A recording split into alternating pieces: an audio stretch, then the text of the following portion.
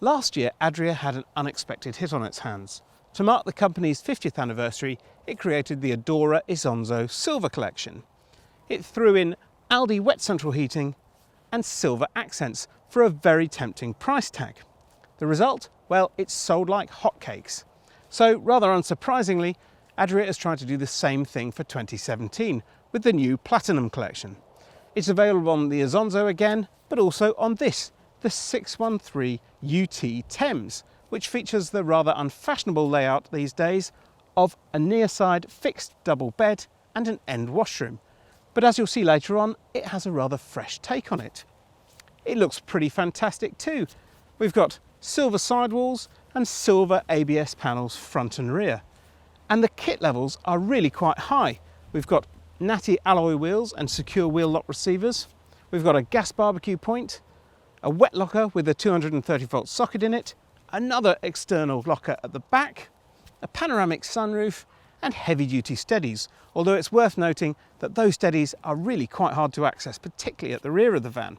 All of the services are on the offside of the van, and there's an AKS hitch stabiliser, although for a van costing in excess of £20,000, the lack of ATC seems something of an omission. That omission seems all the more surprising when you step aboard and you realise what a massive caravan this is. It's a good 8 feet wide, which means loads and loads of legroom in here, and even unladen it weighs well over 1,500 kilos. The standard MTPLM is 1,750 kilos, but I'd definitely recommend upgrading to the optional 1,800 to make the most of the amazing storage options inside this caravan. There's simply masses of it, and it starts in the lounge here. There's a couple of lockers overhead and a large bed box underneath each sofa. There's also a trio of lockers along the front beneath plywood lids. The ambience in here really is rather lovely. We've got a real modern feel to the soft furnishings, and it's phenomenally bright thanks to that huge panoramic sunroof, a triple front window and then side windows on both sides, although the one on the near side is square and relatively small.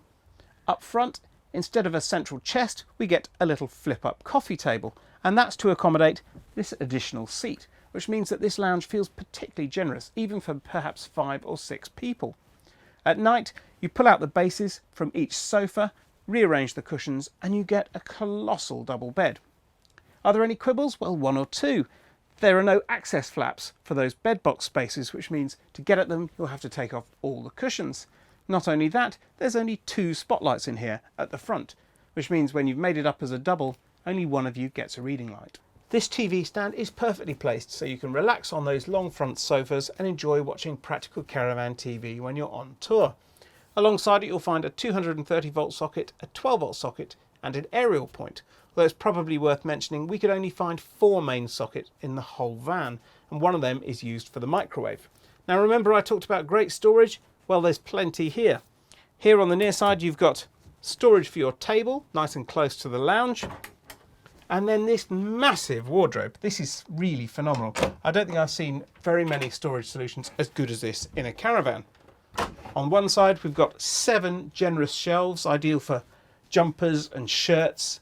And then on the left hand side we've got a huge hanging space. There is a consumer unit and the overflow tank for the Aldi wet central heating in there, but it's still plenty roomy enough. There are plenty of options to be found on the offside of the van as well. Beneath the sink we've got a couple of really large drawers, the top one with a cutlery tray and of course soft close action.